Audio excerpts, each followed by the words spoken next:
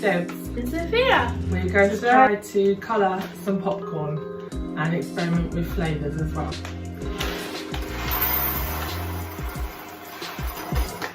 We've got a pan on the hob with some oil in, getting hot, and we've got just over a half a cup of popcorn. Let's put it in.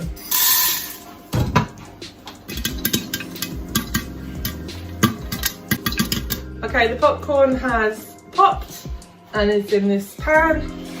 We've got 3 bags. To 2 of them I'm going to add a spoonful of icing sugar.